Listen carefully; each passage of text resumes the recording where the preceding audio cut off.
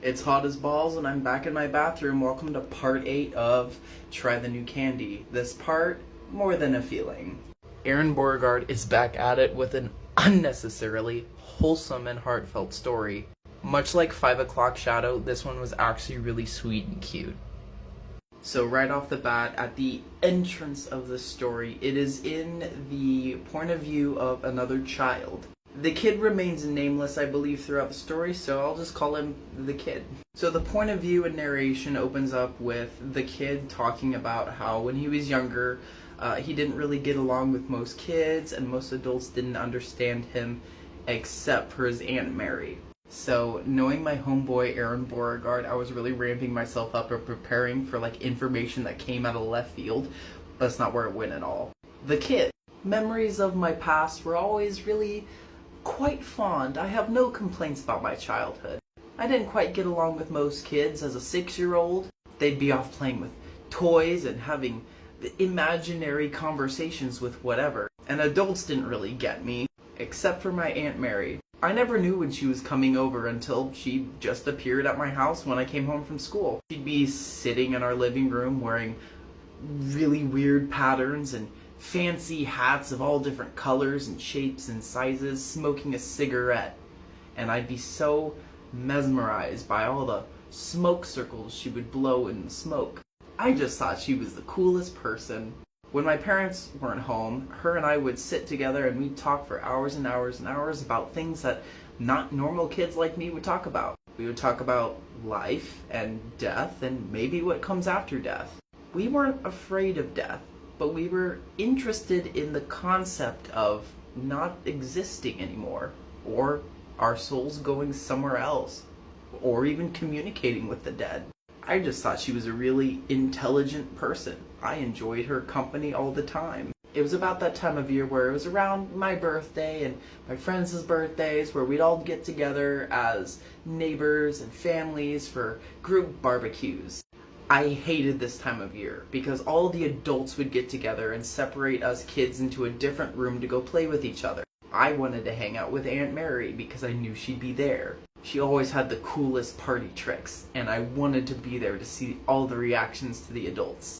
I was in the opposite room with all the kids, and they were busy picking out toys and being mesmerized by whatever's on TV and playing with each other, but I found a crack in the door where I could get a perfect view of where Aunt Mary was sitting with all of the adults. I feel like she knew she was right in my line of sight because I wanted to be with her, and I think she knew I wanted to be around her. All of the adults were engaging in chit-chat and boring political talk, and I was waiting for Aunt Mary to do her thing. She would start off with friendly banter with all of the neighbors, and then she would get up with a smile and mischievous look on her face. And everyone who knew Aunt Mary knew what was coming. You see, Aunt Mary had a party trick. She could take any item that belonged to somebody and tell them information about it. For example, right now sitting in the room is Mrs. Carraway. And Mrs. Carraway had her long-term high school sweetheart husband, Marty.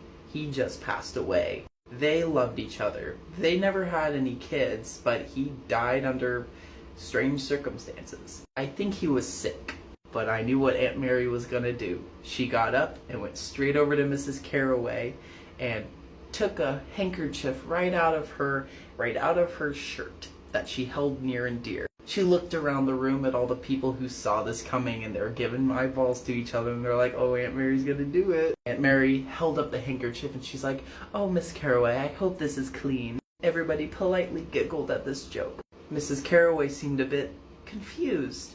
She didn't know what was going to happen, but I saw Aunt Mary close her eyes and hold this handkerchief in her hand, and she happily looked down at Mrs. Carraway and said, Marty wants you to know he's very glad that you kept this, and he loves you, and he misses you, and he's really happy you're here with us today. Mrs. Carraway looked at my Aunt Mary with tears in her eyes and a slight smile on her face hearing this news. Not a lot of people knew about Marty, but it made her happy.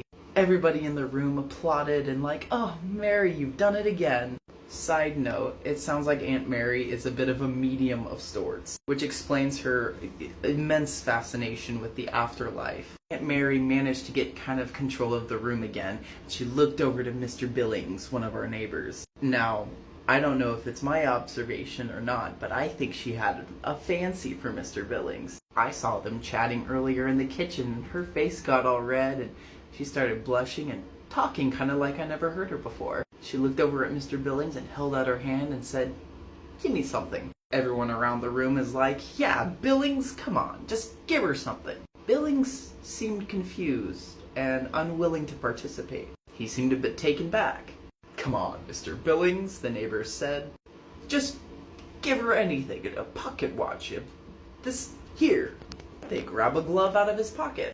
The neighbor guy hands Mr. Billings' glove to Aunt Mary. Aunt Mary gladly takes this black leather glove from the neighbor man, from Mr. Billings, and stops. And she moves kind of like she was bitten by something. I saw my Aunt Mary drop that glove and get sweaty. I don't feel well. She looked kind of nervous, and her face was red, and she didn't look too good.